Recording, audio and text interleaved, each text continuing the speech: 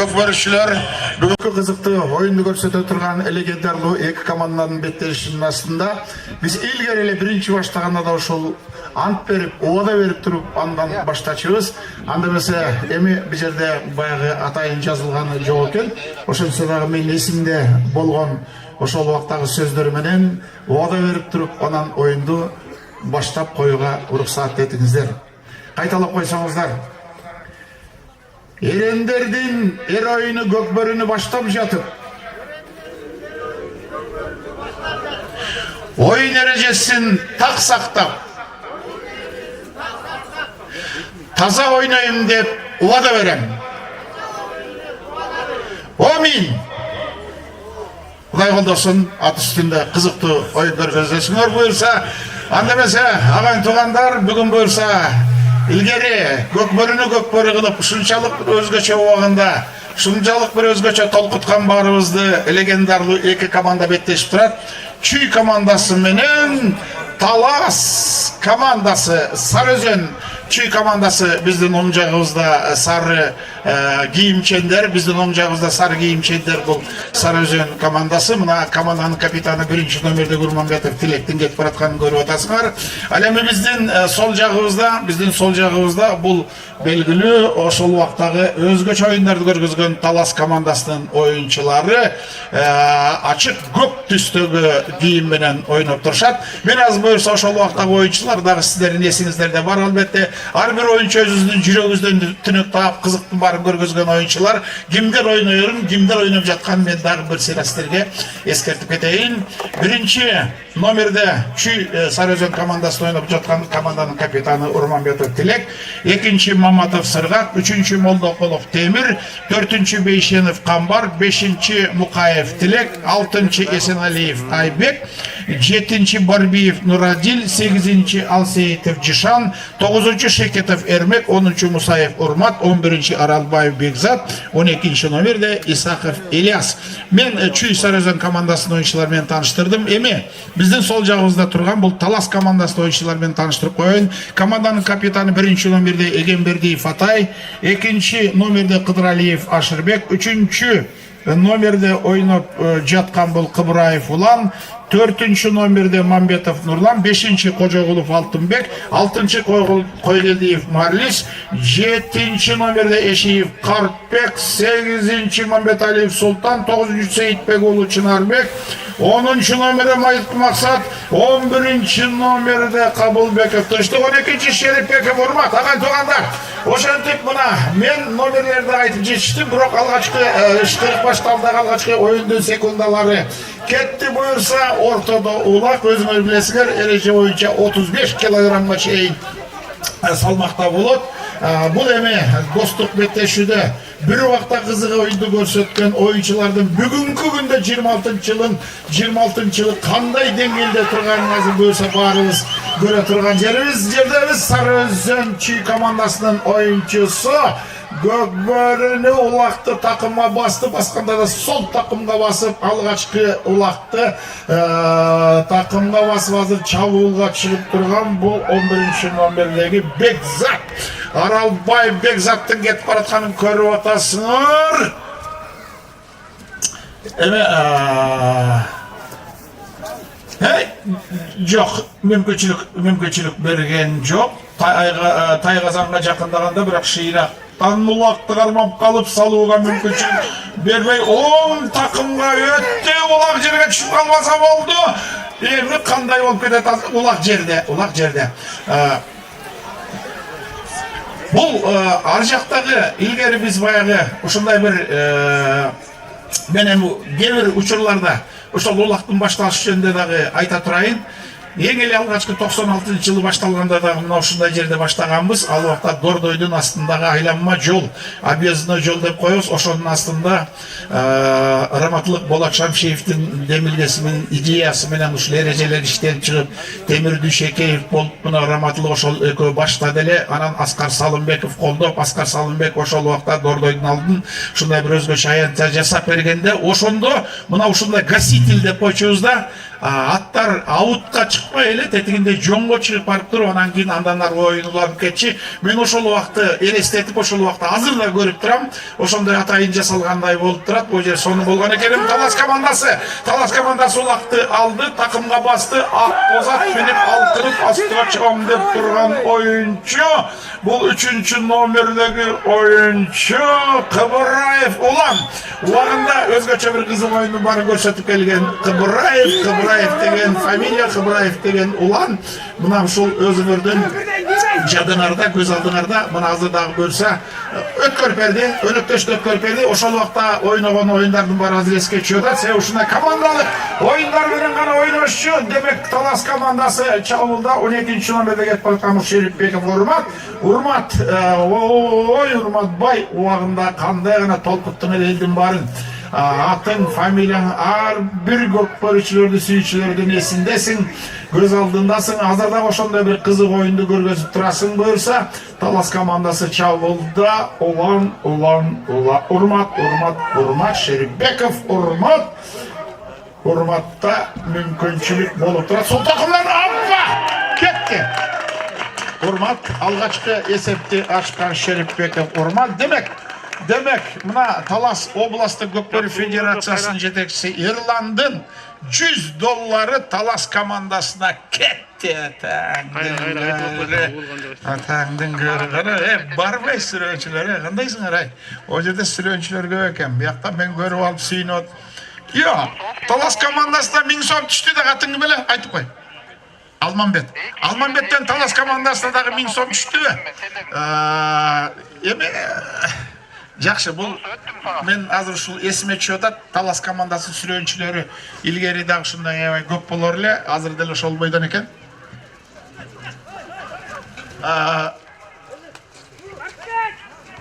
Сары Өзөн командасы ар бир улагыңарга 2000 сомдон акча түшкөн турат. Ойлонгула силер дагы ар бир улакка Сары Өзөн 2000 сомдон 2000 сом улак жерде.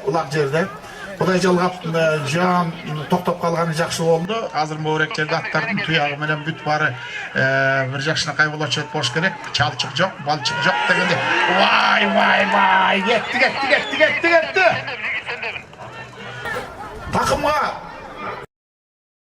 Takımga basa kaldı. Ekölöp geçişi mümkün. Atay.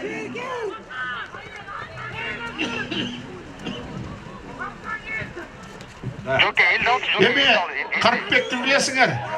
Карипбекти ошол убакта биз каска деп койчу элек. Себеби башынан тетиги өзүнүн акырын таң көрайы. Эми негизи өзүнө түшүп калган болчу. Биякта баягы орой оюн жөлөмө оюн болгон жок.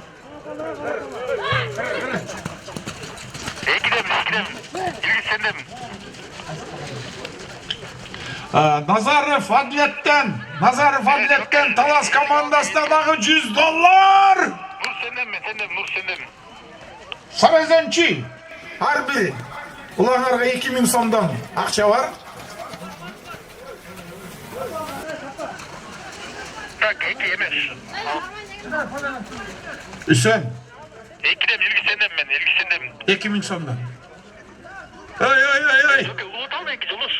Bu baldarda oylap koyulaçı, baldarda qarab koyulaçı, kişine oylagıla. Baldarda ötkörmey tekşerip turulaçı, kişineki baldarda. Attardın astında kalmasın. Arka özde turgandar, baldarda qarab koyup turulaçı. Bir közde turgandar da, baldarda koyuyor böyle kişineki baldarda. Ol şey ötüm, ol şey ötü. Jolda, şehirge işte kaç, jolda, şehirge. Peki. Bir yakta söyleşip atıp ben aytpay kaldım. 2-0 esebinde Talas komandası 2-0 esebinde. Dağı Talas komandası da $200. Talas komandası 3000 so'm kimden? Iriskeldi'den Talas komandası. Sizlerge 3000 so'm dağı Iriskeldi'den de 3000 so'm. Talas komandası. Hayır Talas komandası. Yok. Ular yerde. Ular yerde. Men azı baldardan uşul oynaganын görüp mындан bir 10 yıl murunku 20 yıl murunku oyundu görüp azı sүйүнүп atam. Mına ушундай bir ошол убакта таза ушундай bir кызыктуу oyunlar болуp турар эле. Карагылачы кандай жерден алып сол такымга басса дагы азыр чабуулга кетип бараткан бул биздин Урмат. Атактуу Урмат Шерипбеков. Карбек Каска жардам берсем деп жанталашып жүрөт, чакалап жүрөт.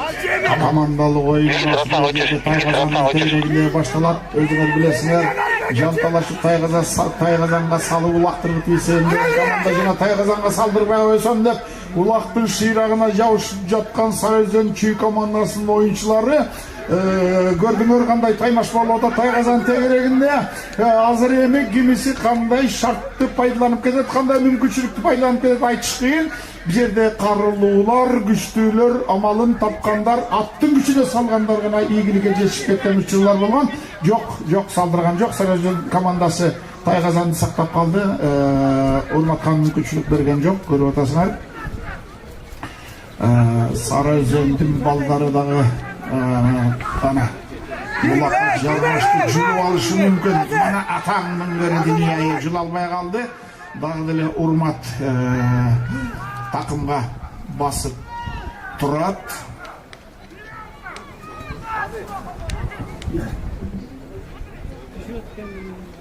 Vakit bolsa 9.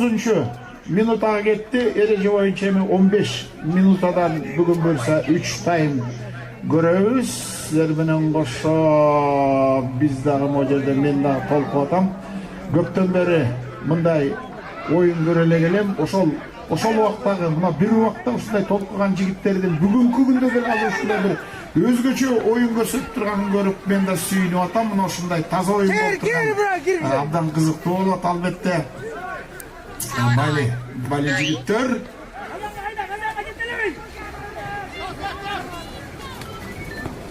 Talas komandası sizlerde $100 var, 3000 so'm akça var, 1000 so'm akça var Talas komandası.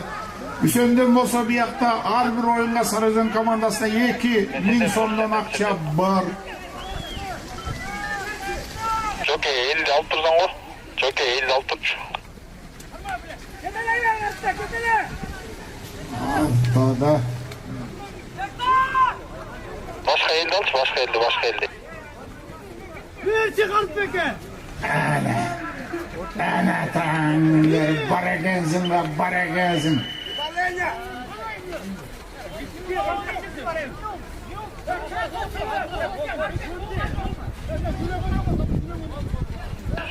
Fox armatı yok, Fox armatı yok, Fox tora. Krupney adam, krupney.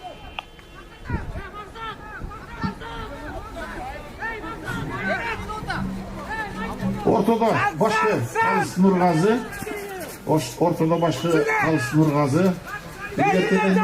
боюнча эреже боюнча судьянын айткан деген гана болуп туруш керек.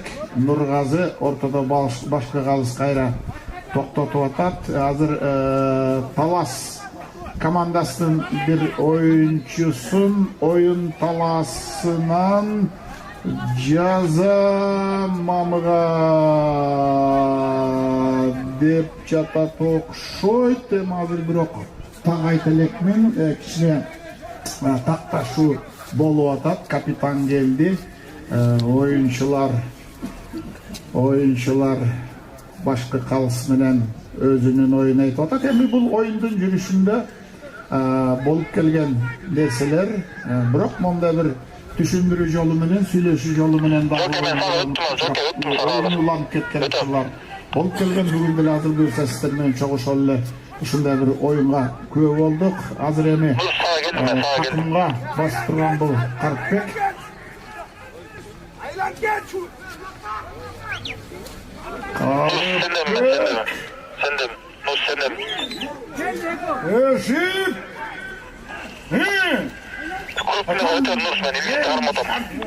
Şarttım geltire almaya da.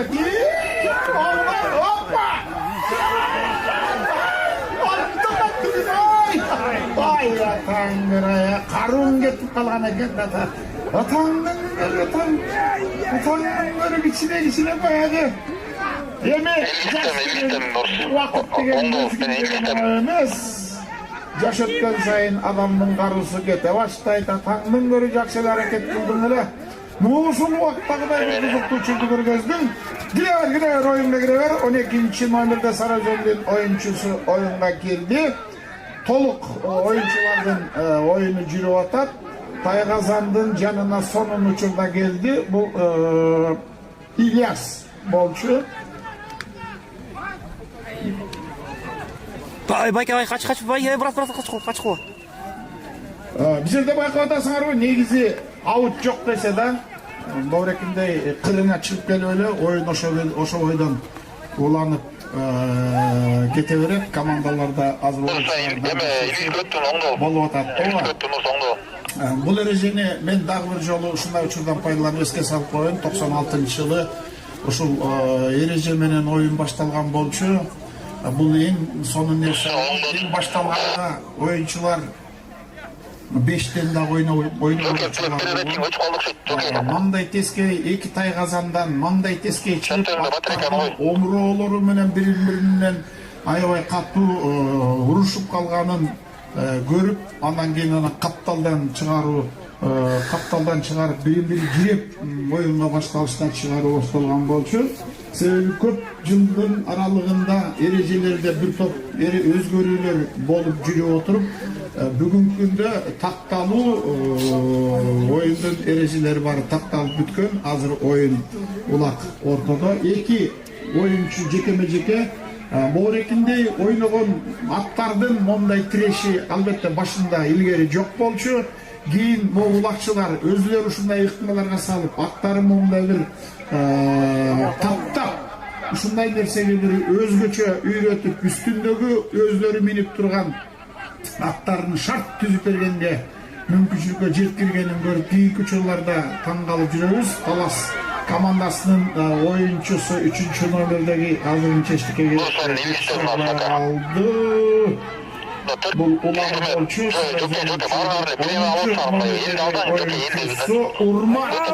Урматтан өзгөчө белгилүү, өзгөчө мыкты оюнчулардын бири Байка kaç koy. Шалбай мүмкүн баш урмат, тездет, батыраак, убакыт Мали.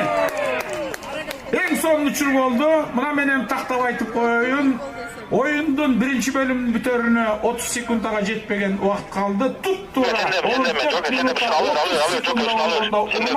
Sarıözünчү командасына өзүнө бир упай алып келди. Демек 2-1 эсебинде Sarıözünчү биринчи бөлүмдүн аягына жетти десек болот.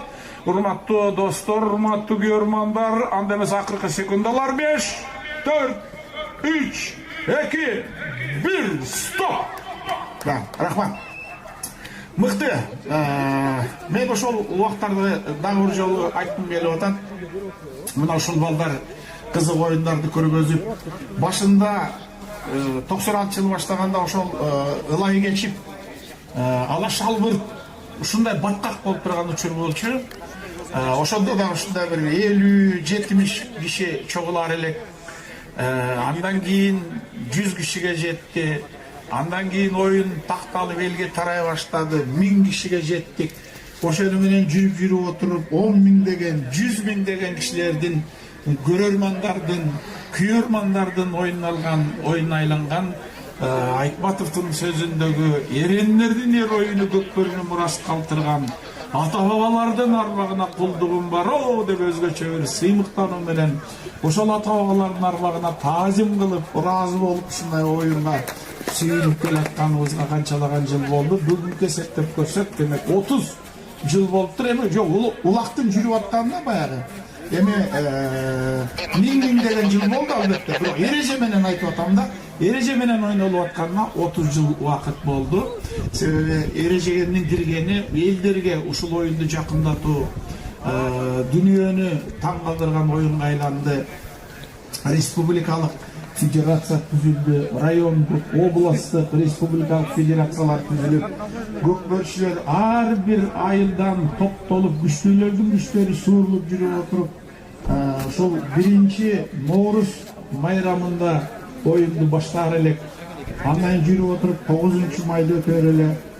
9-майдан кийин биздин күткөнүбүз президенттин кубогуга тагынылып турган 31-августтагы өзгөчө чоң белдеш болор эле. Ал азыр деле бар албетте. Бирок акыркы жылдардагы бир топ жагдайдагы окуяларга байланыштуу көкбөрү оюну солгундап кетти. Көкбөрү оюну токтоп калды десек болот. Бирок эми үмүт бар. Мына могу эки команданын ойноп аткандай, Сары Өзөн менен Талас ойноп аткандай, мына ушундай бир өзгөчө кызыктуу оюнду көргөзүп турса, демек бул оюнубузду кайра бир өзгөчө жандандырып, Ноорузда баштайбызго деген илгери үмүтүбүз, тилегибиз бар. Элдин күткөнү дагы мына ушул оюн.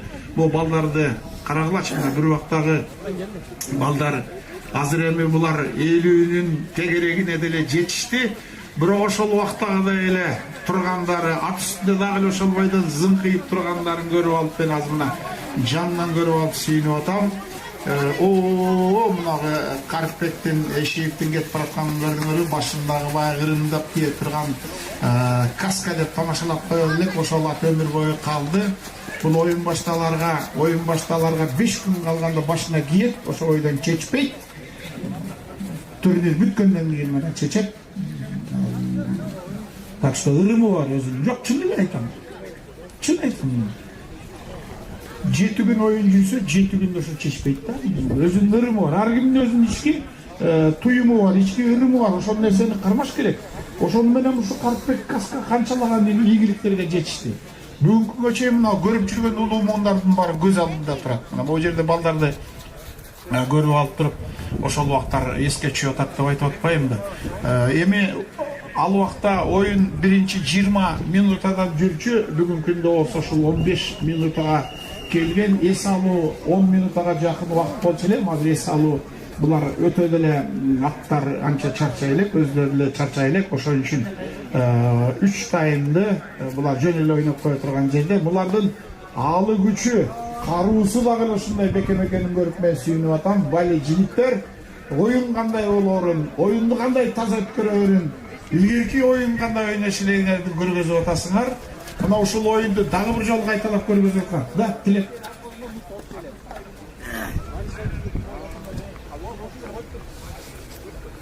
Сен да туман болду.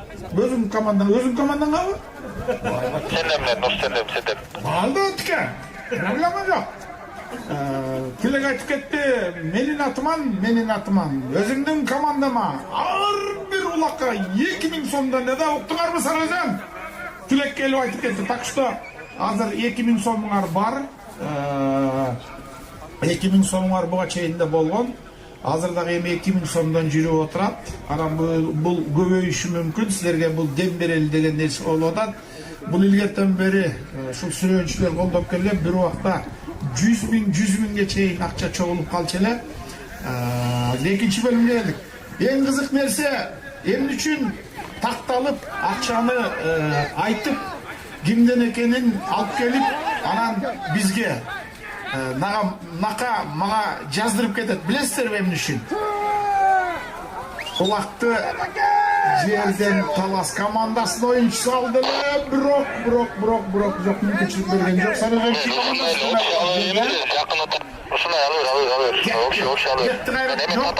жок, кане экинчи оюнчу. Кыбыраев улан мыкты оюнчу. Уландын аты бар, даңкы бар, убагында баарыбызды дүргүтүп, сүрөш өткөрүп берди. Талас командасы чабуулда, бирок негизи Сарыөзөн командасы Тайгазанга жеткирбей, жанталашып кармасак деп турат, жылып алсак деп турат, бирок улакты такымга басып, зыңкыйып отурган оюнчу бул Шерипбеков. Урмат, мыкты оюнчу, билесиңер, Шерипбеков Урмат деп.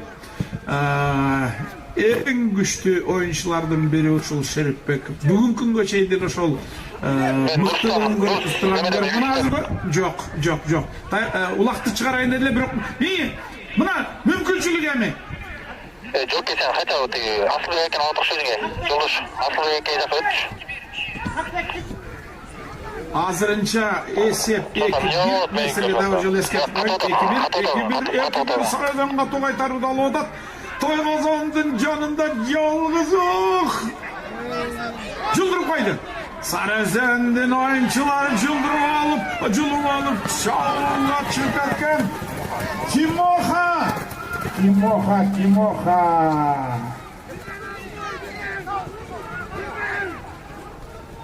Так, Тимохадан мүмкүнчүлүк бар. Азыр эми ыңгайды издеп, шартын кандай. Бали бар экен. Ултуга түгүн. Ой.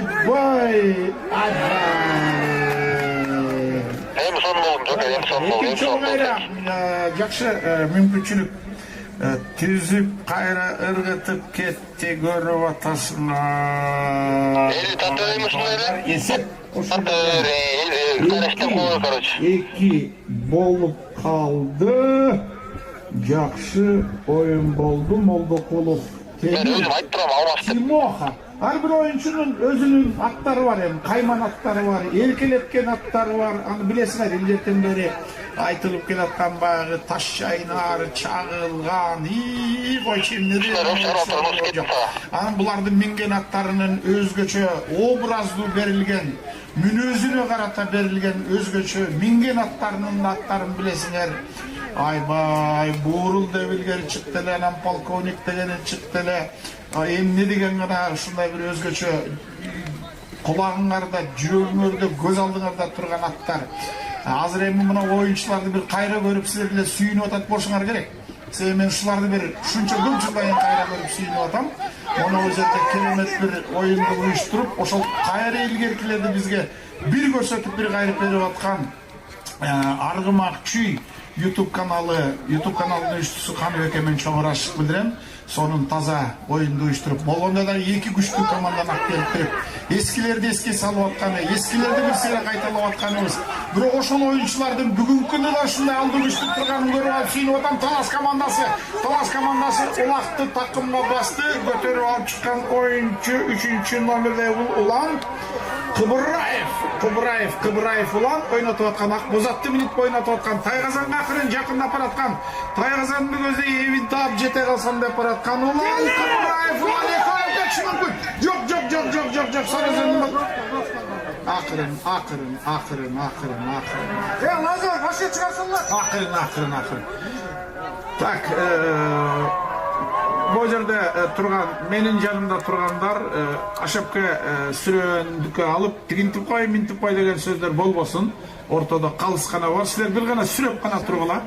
Менин жанымдагылар макулбу, себеби микрофон иштеп атат.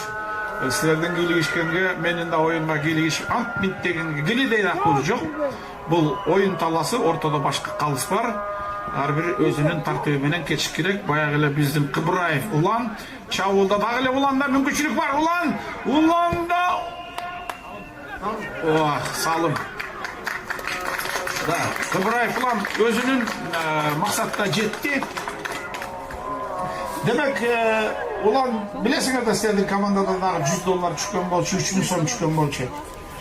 Başında bir kızık bunday olgan da ilgari. Maga gelip aytıverişçi de bana ilgari ki baştalgan yılları 98-99 yılları aytıp koymuş menin atımdan 1000 so'm, anam 5000 so'm dep men andardalangdap aytıverçimин da. Mına balança tükünçe 1000 so'm berdi, 5000 so'm berdi depçi. Anan oyun bitkenden keyin kapitan komandalar gelip atpayбы. Asылбек байке жанагы берген акчалар кайда депчи. Bergen akçalar kayda dep. Ya yok yani men jönele ayt degenleri aytıp koyгам. Dep men alıp koyganda jaman ahvalda kalgam. Anan keyin men түшүндүм да койгоку накта акчаңарды алып келмейинче men айтпайын деп тартипке көндүргөм. Ошон үчүн силерге айтылып аткан акчалардын баары биздин мына жерде судейский коллегия турабыз.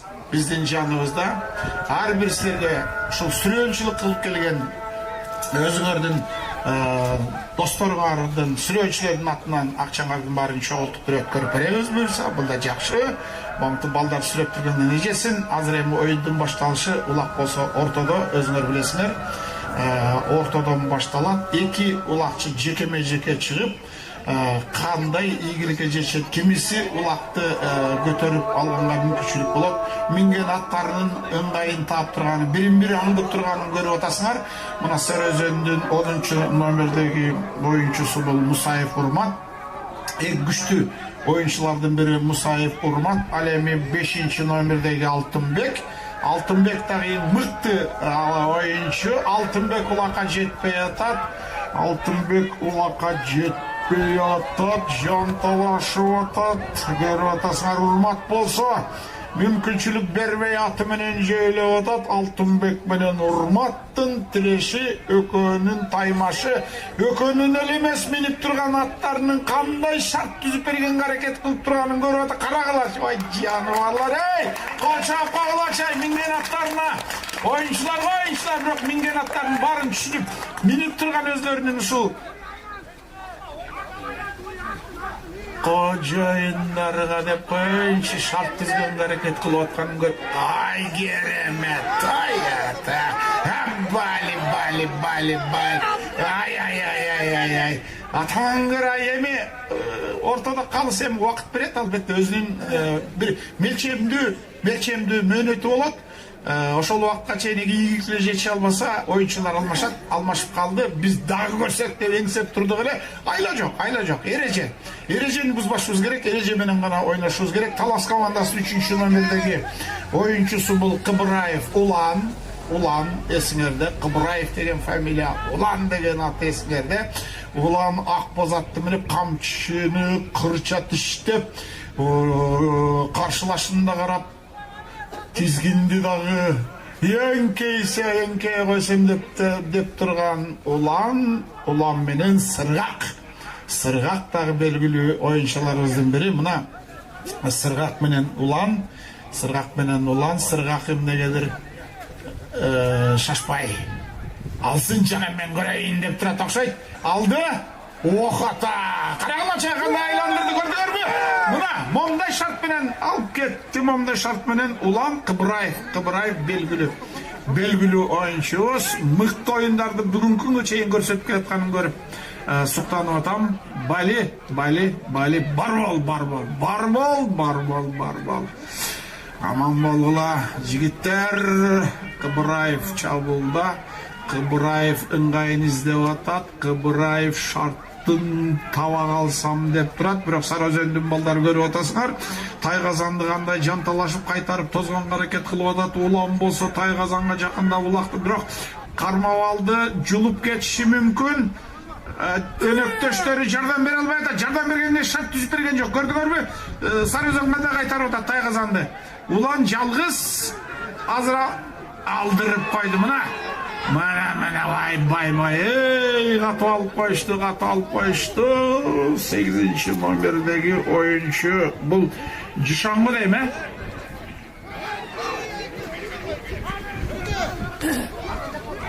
Gitti.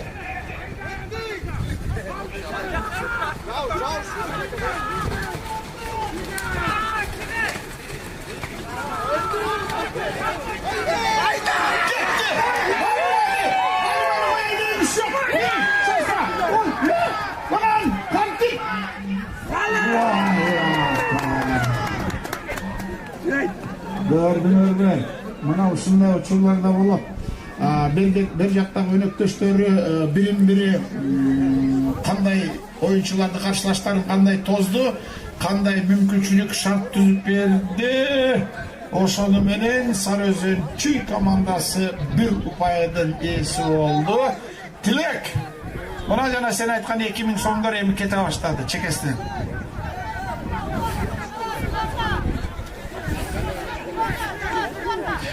On birinci minuta, ikinci bölümdün 11. minutası. Ay, Talas komandası, sizlerden Taygazan'da da vaktiler ketip otat. Yok, bilesiniz de oyunun şartın. Her bir minutun kımbatta. Oşun için degen, mana tigi barıp şaşpay, jalgız, ekoylop parabaysa var bolmak. Mana karaçı, vakit bolsa ketip otat. Жардам берип койчу.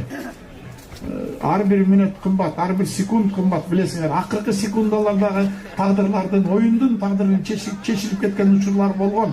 Ошон үчүн силер убакытты дагы баалагыла, убакытты дагы эске алгыла. Оюндун башталышында мына буюрса Нургазап келип таштады. Ортодогу башкы калыс оюндун ар көздөй кетти. Убакыт болсо мына көрдүңөрбү? Достор, 12. минутага кетип калды убакыт. Азыр мага дагы акчаларды алып келип тапшырып атышат. Кайсы командага кимден экенин айтам. Мына Талас командасында Оразалы канчадан бери биз менен Көкбөрүдө келаткан акырын ал жерде бар экен. Оразалы досумдан азыр Талас командасына 5000 сом. Талас командасы Оразалыдан. Мына биз менен Көкбөрүдө канчалай жылдан бери келаткан Оразалы. 5000 сом Талас командасы, мына акчаңар бизде. Сизге 5000 сом келди. Ай, Оразалы эмнеге кең пейилсиң, Кудайым ай. Оразалы эмнеге мындай урошон беришенсиң, Кудайым ай. Үйүңүздү сагындык, сизге да 5000 сом дейт Оразалы. Оразалы, рахмат. Рахмат болсын, рахмат. Пейлиңе рахмат. Ушу таластыктар буюрса оюнда деле ушинтип баягы акча сая беришет. Тойларда деле акча кыстыра беришет призге депчи. Талас командасы Талас областында чындыгында бул өзгөчө. Силерде айырмаланып турасыңар башка областка караганда Оразалы. Бул эми факт. Но рахмат, конечно. Пейлиңерге рахмат, аманчылык болсун. 13 минутадан секундалар өтүп атат, кетип атат. 13 минутадан өттү убакыт. Экинчи бөлүм. Есеп 3-3.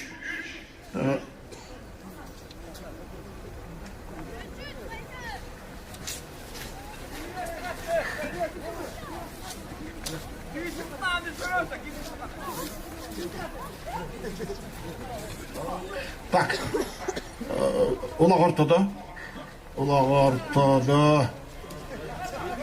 убакыт болсо ушулда өтүп атат агайын туугандар.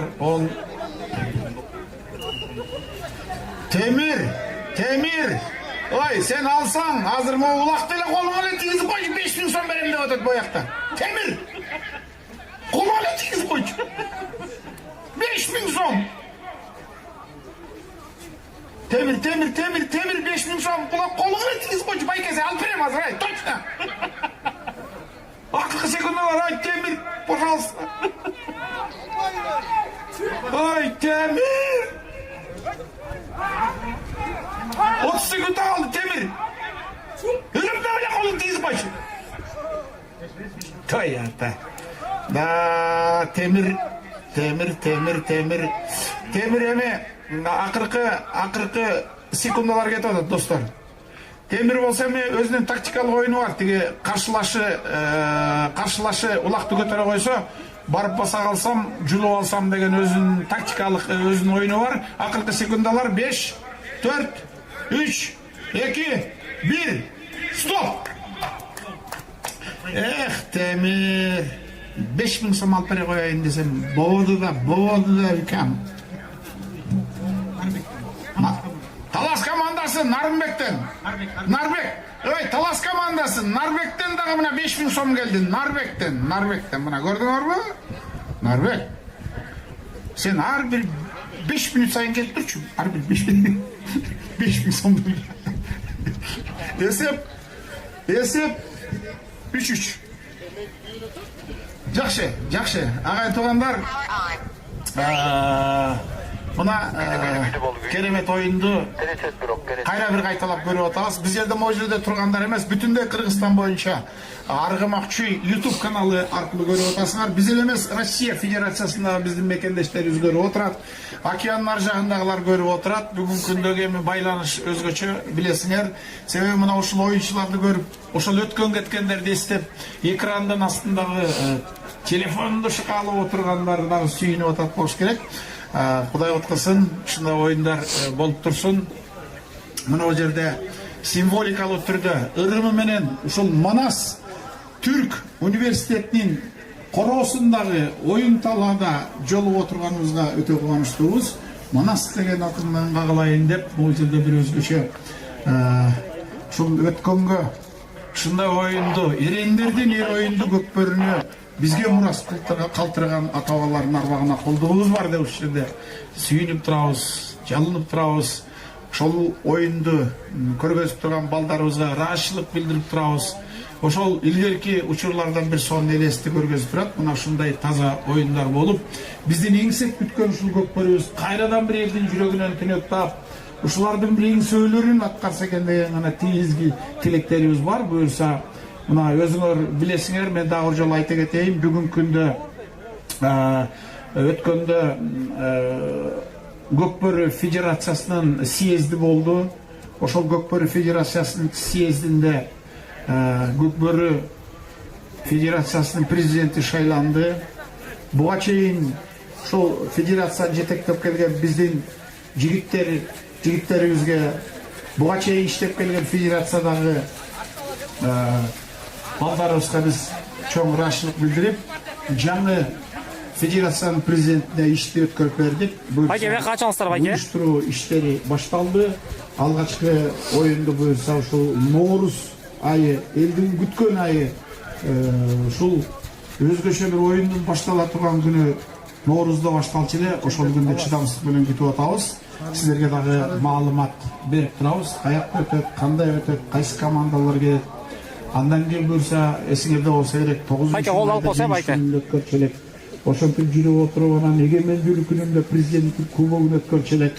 Буюрса ошол күндөргө да жатабыз. Анан республикалык чемпионат өтөчү эле. Буюрса ошолордун баары кайра бир элге тартууланат деген үмүтүбүз бар. Буюрса азыр болсо баягы легендарлуу мына бирек оюнчуларды көрүп атасыңар. Ушул жигиттерибиздин керемет оюндарын азыр бир кайталап илгеркилерди дагы эстеп, бүгүнкү ошол эле бойдон кандай дел менен ойноп аткандарын көрүп сүйүнүп турабыз. Кудай өткөсүн, düşпесин ушул жигиттерибизге. Кайсы жерде гана эмнеге гана оюндар болгон жок. Мына ушул ат үстүндө дүйнөнү таң калтырып кызыктын баарын көргөзгөн ушул биздин балдарыбыз. Эми ооба, бир эле бул эки команда эмес, буга чейин түзүлгөн, түптөлгөн эмне деген гана жүздөгөн командалар болгон. Эми убакыт деген убакыт экен, мезгил деген мезгил экен. Ар бир убакыт мезгил өзүнүн күчүн алат. Бир убактагы ошол 20 жаштагы жигиттер азыр эстеп көргүлө. 30 жыл болду деп атам, азыр 50-нин тегерегинде турушат. Булардын балдары бүгүнкү күндө ойноп атышат. Неберелери керек болсо ат үстүнө минип ушу кызыгып баштап атышат дегендей. Булар эми баягы калыстыкка өтүп, тренерликке өтүп, ушул балдарды, кийинки балдарын тарбиялап келатышат, кийинки муундарды. Кийинки муундардан бир өзгөчө оюнчулардын да чыгып атканын көрүп атасыңар. Эң мыкты командалар бар, мыкты оюнчулар бар. Буюрса ошолордун баарына дагы астыда күбө болобуз. Болсун, Көкбөрү өркүндөбөсө берсин. Улуттук оюнубуз, бул өзгөчө оюн. Анан дагы эң айтып кете турган эң бир биздин Кыргыз мамлекетибизде, Кыргыз жеринде өтөт. Дүйнөлүк көчмөндөр оюну бизден башталган болчу. Кайра мына бизге келип, быйылкысы өзгөчө болот деген өтө чоң ойлорубуз бар. Ачылышы ушул Бишкек шаарында болуп, андан кийин улуттук оюндардын өзгөчө бир көрсөтүлүшү дүйнө жүзүндө жүздөгөн мамлекеттердин катышуусу менен касиеттүү көлдүн жээгинде ак майданда көрсөтүлүп баштайт. Ал күндөргө деле аманчылыгын берсин, тынччылыгын берсин. Ал күндөргө да жетебиз буюрса. Мына 50 миң кишиден ашкан өзгөчө отура турган орунду оюн стадиону корулуп жатат. Ушул жерде ачылышы өткөрүп алсак, андан аранан көл кыласында ошол көчмөндөр оюнунун уландысын көрөбүз. Ошол күнгө дагы жетебиз. Ошондо да ушул көкпөрүн дагы бир өзгөчө көрсөтүп беребиз. Сары Өзөн командасынын 11-чи номердеги оюнчусу улакка жетти эле, бирок тилекке көтөрө алган жок. Бул Бекзат болчу. Бекзат эми улактын салмагы өзгөчө болуп калды. Билесиңер, боореки топуракка, баткакка, сууга аралашканда бул 35 кг эмес, 40 кг чейин жетет. Бирок ошончо дагы желден көтөрүп чыгып аткан балдарды, карылуу жигиттерди көрүп атасыңар. Алдыга түгүн, ай! Стоп. Ооба. Мондай топ талашуудан кийин, топ болуп талашуу 8 оюнчунун ушундай бир оюнга кирип талашып атканы ийгиликке жетише албаса, ала койгулачы. Азыр алып бере койчу. Аббали бар экенсиң го. Алып бере койчу. Азыр жеке дагы өзгөчө оюн.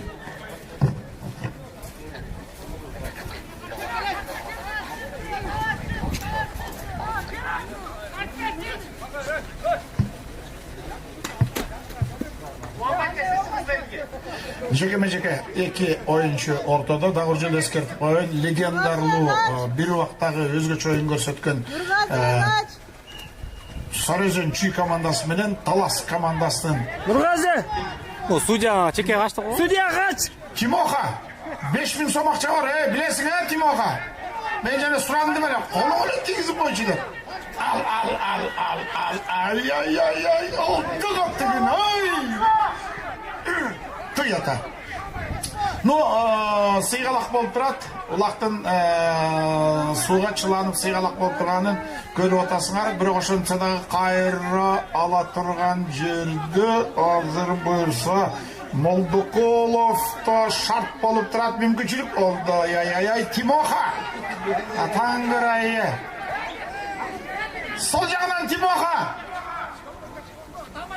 Ай, менен аббали. Ухото.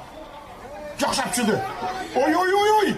Мына эми талашты көрүп алды. Азыр карап тур, 2-3 номердеги Тимоха менен бул улан өкөтең ийгиликке жете алган жок. Тимоха менен улан болчу Чүй командасына.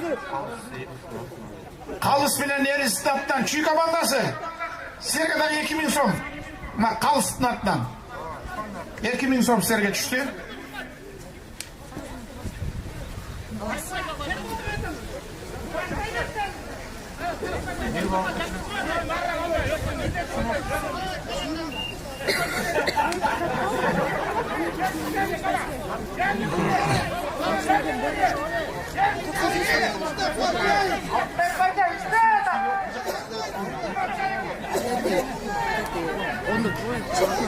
Ерландан Талас командасы $100 түштү дагы силерге. Дагы $100 Талас командасы.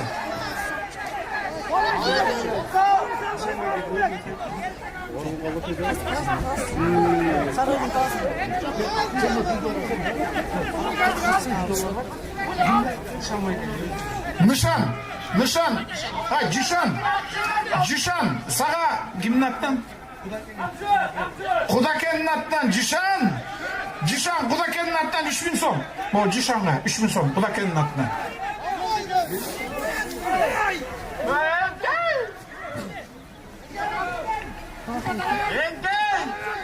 Атаңгөрү биякта.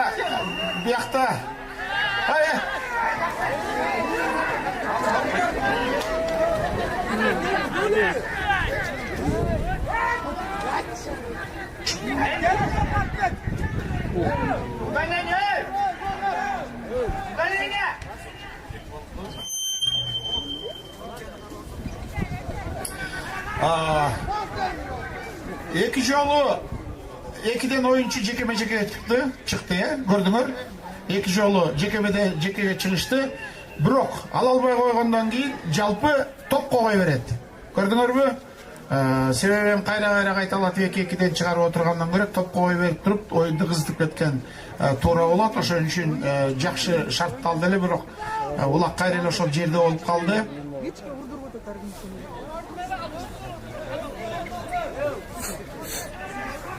Кайсы машина? 82-11. 82-11 машина, автомашина кимики? Чыга албай калыптыр, машина жабылып калыптыр. 82-11 М номерлүү машинасын алып койгулачы, жылдырып койгулачы.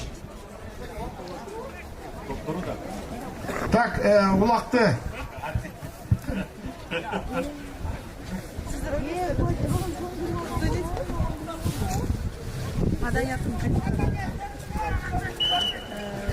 Так, башталды. Буюрса. Есебеме абдан кызыктуу болуп турат. 3-3 бойдон турат. Эки командадан тең билесиңер, эки команда тең бири-бирине тең келген, бири-бирине төп келген команда. Сарыөзөн Чүй командасынын оюнчусу улакты жерден жакшы алды. Азыр кандай Жишан кандай чыга алат, кандай мүмкүнчүлүк таба алат. Азыр Жишандын ортодо калганын көрүп атасыңар. Суулуп чыга алабы Жишан? Жишанга жардам бере турганда.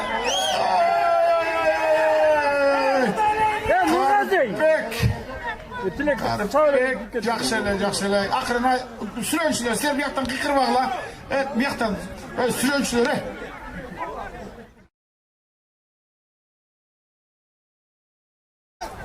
Сен могу жерде.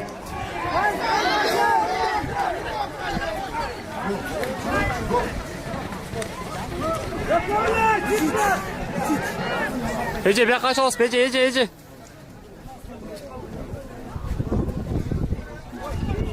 82-10 номерлүү машинасы. Точ, 82-11 номерлүү машинасы жылдырып койгулачы, пожалуйста. 82-11 номерлүү машина кимики? 82-11 М. Жылдырып койгулачы.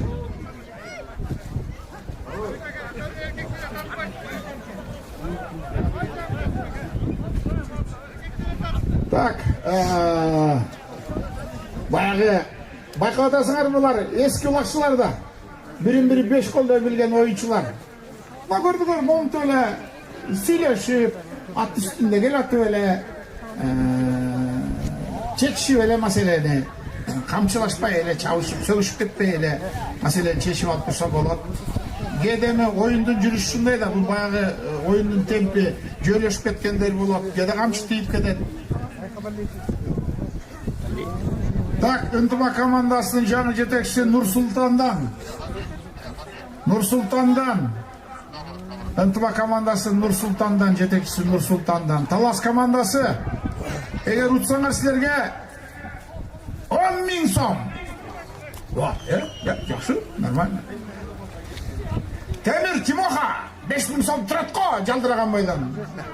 Сен жанатан бери уже 15 000 сом таап коймоксуң. Тимоха эмне болду сага? Карачы, ар бир улакка тийгизип алган сайын 5 000 сомдон беребиз дешет. Тимоха, кыймылда. Булак ортодо жекеме-жеке коюнчу койра чыкты, достор. Керемет атаңдын Гардиния Талас командасынын 5 номердеги оюнчусу Алтынбек эки жагын каранып атат, артын кошо каранып атат, улакты кошо карап атат. Канткенденке калам жетсем деп жетти Алтынбек. Алтынбек такымга басканга жетишти. Бас! Бар экенсиң атаңдын. Алтыка. Hoppa!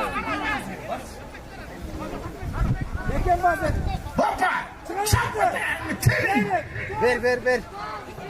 O hata. Hata ötkür berdi. O şunday sonun ötkür berdi. Karıpbeke. Akırın.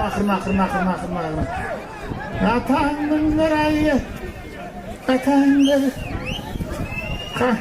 Karıpbek bırakıştan içine narazı olup da ne olup gitti. Karıpbek starikti. Kimler jelep koydular?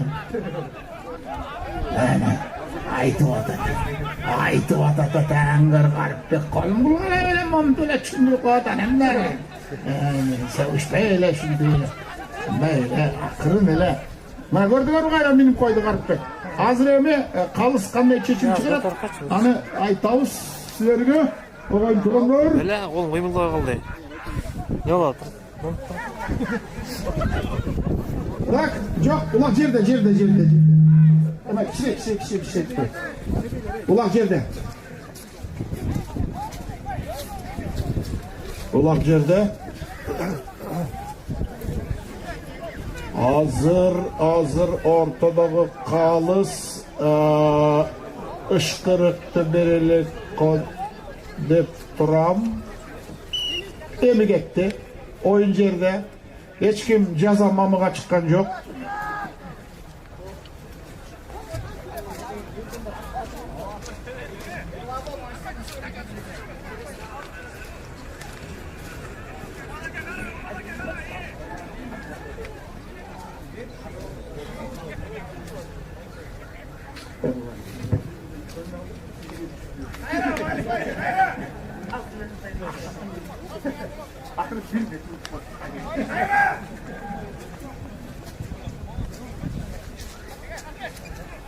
Так, улак жерде. Достор, улак жерде. Алды Сарыөзөнүн оюнчусу. Сарыөзөнүн оюнчусу. Аттын туягына басылып калды таң көрдү дүнүйө.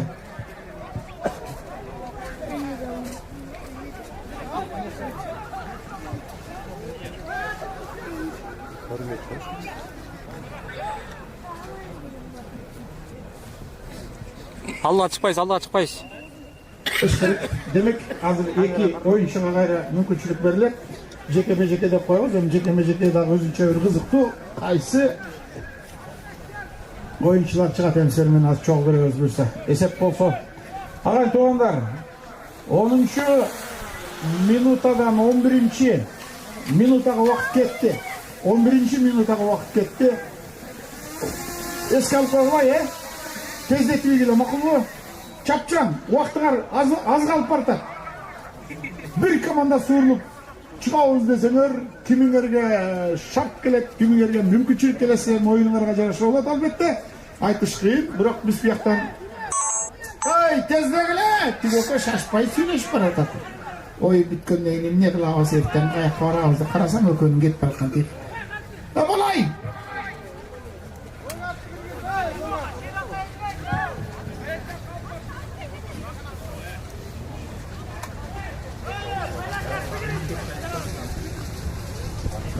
Алтынбек, Талас командасынан Алтынбек окшойт. Ортодо ышкырык болду.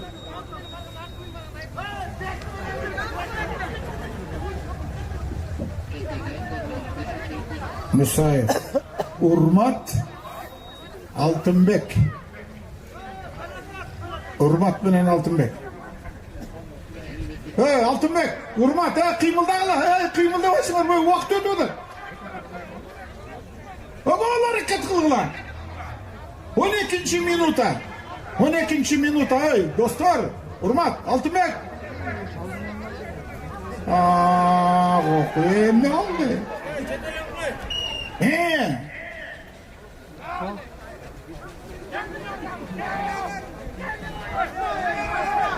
Эми азыр кими сулакталат, тагдыр чечилет азыр. Акыркы минуталар деп турайынчы, секундалар эмес, минуталар. Опа! Алды! Хакет! Басты токуну! Ой! Урмат эки жагынан оодат, Урмат чыга албай турган Урмат. Азыр ортодо калган Урмат, астыга чуу-чуу чыгып бараткан Урмат. Урматта мүмкүнчүлүк бар агайын туугандар. 13-минутаны көздөй убакыт кетти. Азыр кандай болот, эмне болот азыр? Ох ата, азгарак турлу азгарак. Экөөлөп кетишим жок. Талас командасынын оюнчусу көргөн. Ох, эки.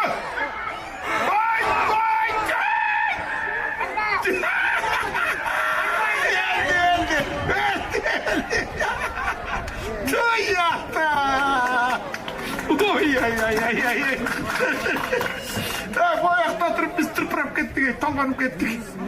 Tüy ya, Talas komandası da hemen, Talas komandası da hemen çomraşık bildiremiz ki ne işte bayağı kızı boyu.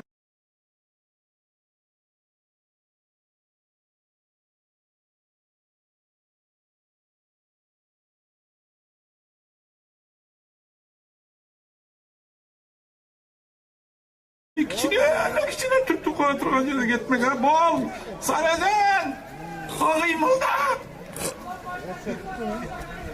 ay yeme razborka acil deme ney talaşıp tartışu vakt ötü da day Nurgazı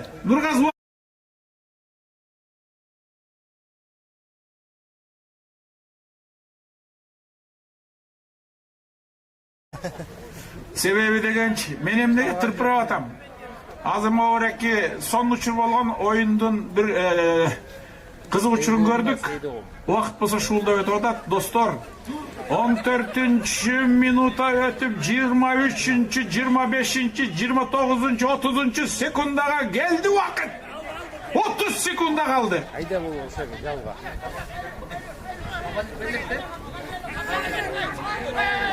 Gel sağ. Da dostlar son uçurdu gördük. Mıktı oyundu körgözüp atışat. Anan hazır emanemi kanday koşumça bolboyu anemi hazır kapitanlar ortada kaldı. Sanan uyuşçuluklar çeçet boş gerek. Aklı sekundalar. Stop.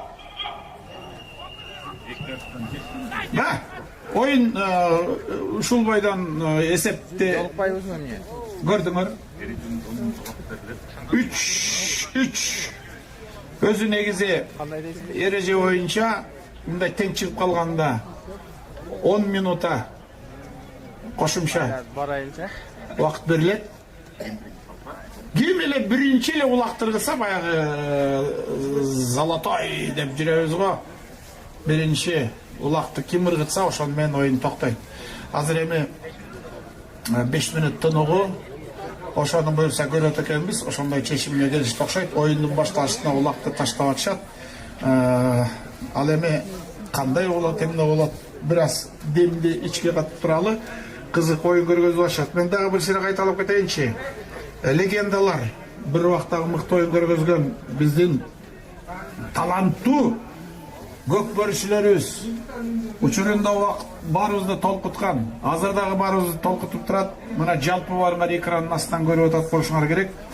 Чүй Сарыөзөн Чүй командасынын капитаны Урманбетов Тилек баштап, 2 номерде ойноп аткан Маматов Сыргак, 3 Молдокулов Темир, 4 Бейшенов Камбар, 5 Мухаев Тилек, 6 Есеналиев Айбек, 7 Барбиев Нурадил, 8 Алсеитов Жишан, 9 Шекетов Эрмек, 10 Мусаев Урмат, 11 Аралбаев Бекзат, 12 номерде Исаков Ильяс.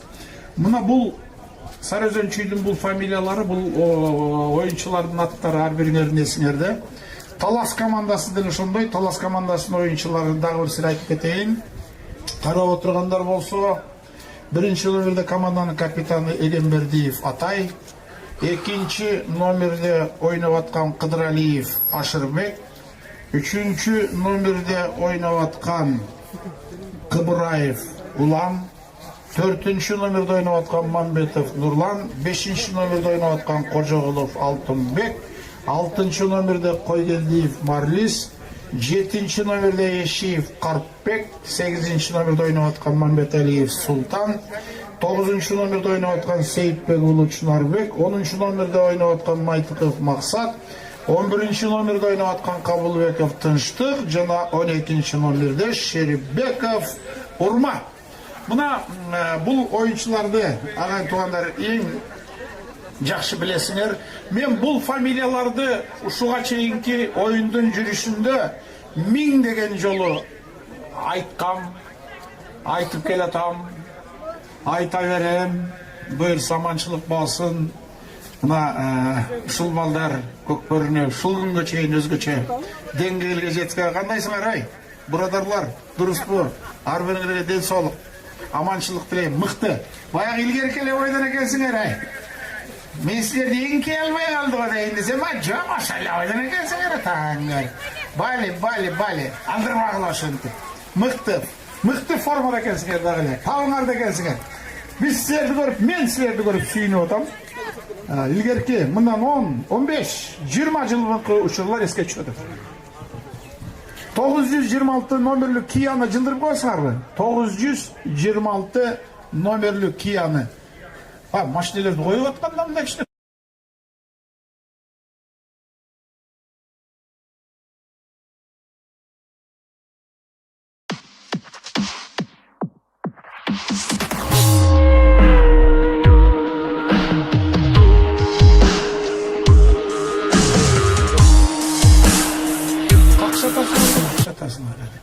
Ананды оқымақсам болып тұрасыңар бір жерде шығып алыс ері болса дегенсің.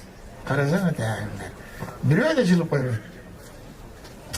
Так, достар, Сарыөзен Чүй командасы менен Талас командасының беттеші қызықты ойын болып отады. Мына ойындар шындай таза ойындар болып тұрса, қызықты ойындар болып тұрса, бізге оқшаған көрушілер, сіздерге оқшаған көрушілер көрсе мамытып бір өзгеше толқып, шувалдарды сүреп тұрғанымыз қандай қызықты болады. Есал уақытыңар бітті, Нұрғазы, үскір.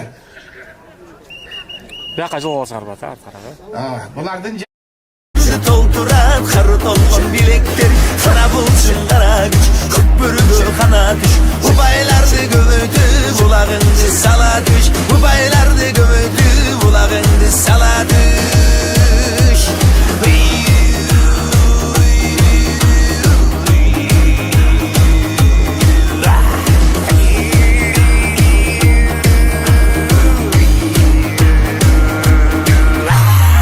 сақалдарды қырып жігіттер ышқырып, тору атшан ұлақты тақымына қыстырып, күлі делді шат қылып, күліп бары қатқырып, көсі келді таймаштың күліктерін шаптырып, ола жігіт шартыңды, олақ жаңы тартылды, алды кетті көк бөрі, қана сүйін қалқыңды, тұлбарыңды топ-топ-топ, тұяқ бүчін жоғытто, қызы келгенде қызыл қамсы тоғытто.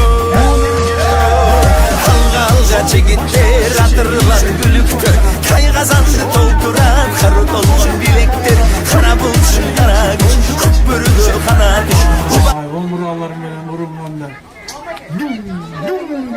ойындар андай қорқынышты екенде қанамда қапталды жандай чағып қашқан жандай чағып қалғандары тур екен азыр еме аббали алды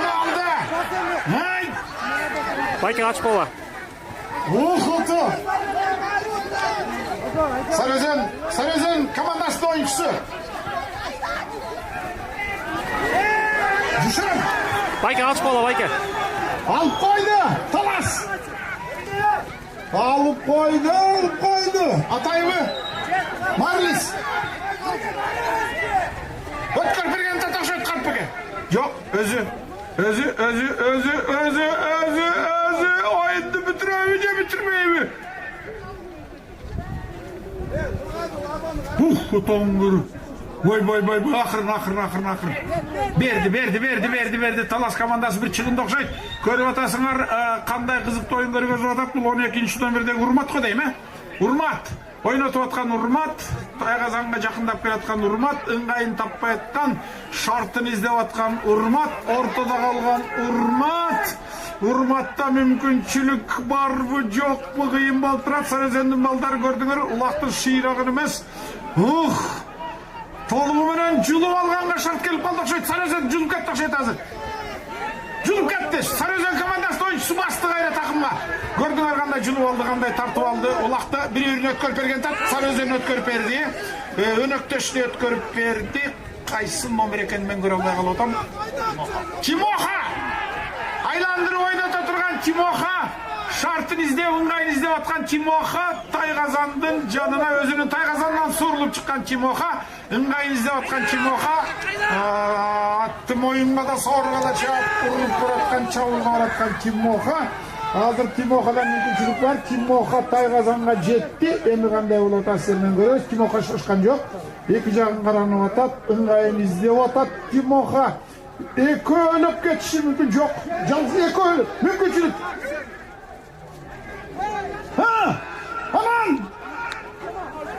Жоқ, таластың балдары Тайғазан улаққа жабышты көрдіңер. Мүмкіншілік берген жоқ, ширағынан қармауға ашты.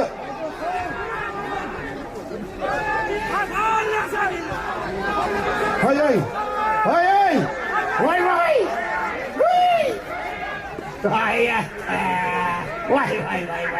Ой, керемет. Барыңызды тұрпыраттыңар ғой, ай, тазғайматтар.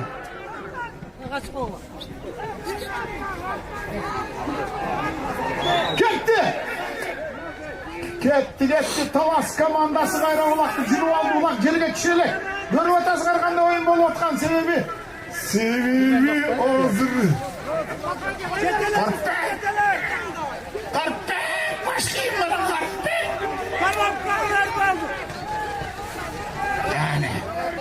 Мәне, ғырып баратқан, жылынып баратқан, өкіліп, Қарпекте мүмкіншілік бар. Вай, ата, вай! Үргет! Орай!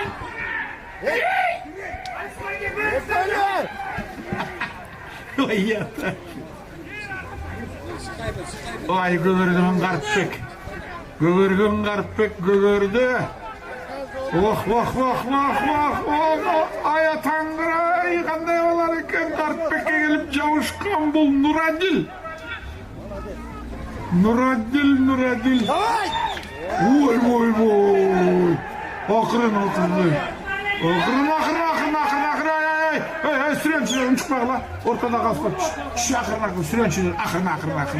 Сілер ашықша, ақырын, сүреншілер. Сілер ұншықпай тұрғыла. Ортада қалып бар, қарап тұрады. Ақырын. Ай, әтәңдер.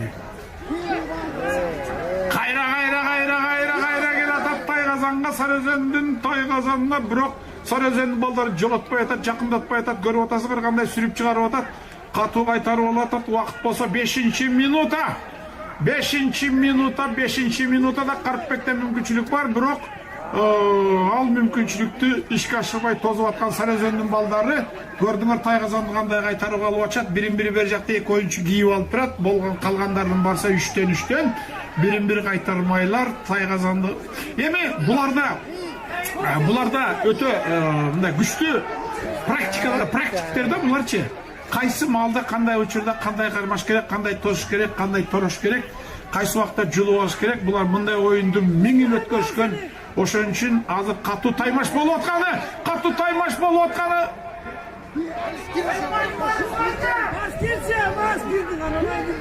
Сарыөзеннің балдары дағы қату көгерді. Сарыөзеннің балдары да қату қайтарып алды. Талас командасы болса жан талашып атат.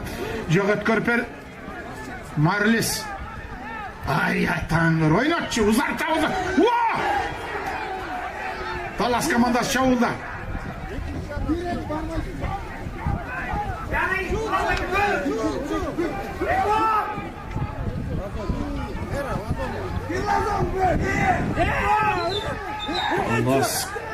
Жоқ, Сарыөзен қайралды.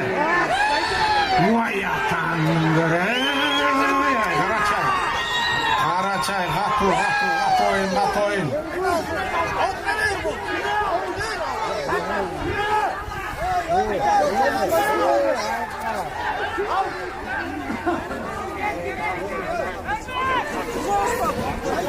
Ой, атаңыр, қайра жылу алды. Бұлар ойнағанда ойнап атшаты. Улақ жерге түшелік. Байқап атасыңар уже 5 минутаға жақын ұшырып алды. Улақ жерге түшелік. Бірінен жылу алмайлар, бірінен тарту алмайлар. Екі командаға улам болып атат. Азыр Талас командасы тақымға басып тұрат улақты. Қандай мүмкіншілік болып бұса көрөз. Уақыт болса 7-ші минута. Өтіп 8-ші минутаға уақыт кетті. 10-ші номердегі ойнап атқан Талас командасының ойыншысы бұл Мақсат. Алдырып қойды. Қайра Сарыөзенде. Кетті, шықты, ұр, бас! Уақытта қарағылайша, қарағылайша кетті. Мүмкіншілік болмай, соны шарт деп отыр.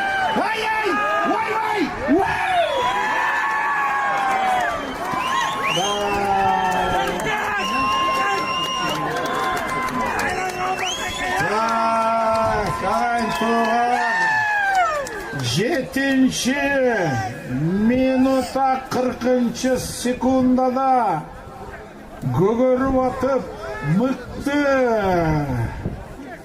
mıktı uçurlardı mıktı paydalanıp taktika stratегиясы менен бүт барын өзгөчө оюн көргөзүп туруп мына Сарыөзөн командасы астыга сорулуп чыкты. 4-3 эсебинде команда ийгиликке жетти. Жакшы оюн болду. Жакшы оюн болду. Мыкты оюн болду. Келгиле, элдин астына келгиле. Элдин астына келгиле, бер жака келгиле. Ким? Тилек. Тилек, давай бер жака келгиле. Тилек. Нургаз, Тилек, бер жака келгиле, командар, капитандар. Атай. Элдин астына оюнчуларды алып келгиле. Эми талаш тартыш болуп келген. Бирок оюн деген оюн жакшы оюн көргөздүңөр. Güçlülörü jenet oyunda oyundun жүрүшү ушундай, oyundun şartı ушундай. Акыры bir команда жеңиш керек. Eski команда мыкты oyun көргөздүңөр. Мен баккарап кыдырдар байдан аман жылдан эсен болгула. Кудайым ден соолугун берип, аманчылыгын берип, кырсыктан чыгарылып, агайын туган жегжат менен ушундай бир кызыктуу оюндарда болуп, ат үстүндө бир өзгөчө элди толкутуп, бизди да толкутуп, барыңар толкутуп, өзүңөр да толкуп өзгөчө оюндарды көргөзүп тургула. Астыда бир келечектеги буюрса бир тынччылык болуп, аманчылык болгон күндөрдө ушул астыда келаткан көчмөндөр оюну бар. Ошол жерге чейин жетип, ошондо да дүйнөнү таң калтырган бир өзгөчө оюнду көрсөтүп тургула. Кудайым ден соолугун берсин, аманчылыгын берсин. Ат үстүндө дайыма ушундай жакшылыктарда, кызыктуу оюндарда улуттук оюнубузду ата-бабадан келаткан ушул дагы бир өркүндөтүп, өстүрүп көрсөтүп тургула. Бүгүнкү оюнуңар үчүн чоң ыраазычылык билдиребиз. Омин, Кудай колдосун, жакшылыгын, аманчылыгын берсин. Эми шашпай талаша бергиле. Ана неме?